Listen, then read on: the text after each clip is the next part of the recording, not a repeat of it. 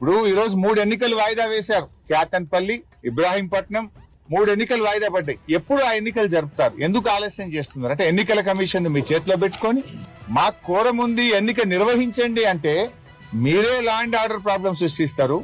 మీరే ఎన్నికలు నిర్వహించారు, ఎన్నికను వాయిదా వేసుకొని పారిపోతారు. ఎందుకు ఎలక్షన్ డేట్ ఇస్తలేరు? బీఆర్ఎస్ పార్టీకి మెజార్టీ ఉంది, అక్కడ ఎన్నిక జరిగితే బీఆర్ఎస్ పార్టీ గెలుస్తుంది, అందువల్ల ఎన్నిక పెట్టారా మీరు?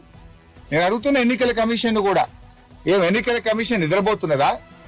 జనగామలో పోలింగ్ బూత్ లో మా వాళ్ళని బెదిరిస్తారు. మెదక్ లో పోలింగ్ బూత్ లో ఎమ్మెల్యే లోపలికి వచ్చి బయటకు వచ్చినాక నిన్ను చంపేస్తా అని బెదిరిస్తాడు. అంతేకాదు జనగామలో చైర్మన్ ఎన్నిక జరుగుతుంటే మా కౌన్సిలర్ అభ్యర్థి చెయ్యెత్తితే కాంగ్రెస్ గుండాలు చెయ్యిని బట్టి కిందికి లాగుతారు. క్యాటన్పల్లిలో కాంగ్రెస్ పార్టీ నాయకులు మా కౌన్సిలర్లకు బ్లాంక్ చెక్కులు పంచుతుంటారు. మీటింగ్ హాల్లోనే బ్లాంక్ చెక్కులు పంచింది. ఇవన్నీ ఎన్నికల కమిషన్ కనబట్టలేవా?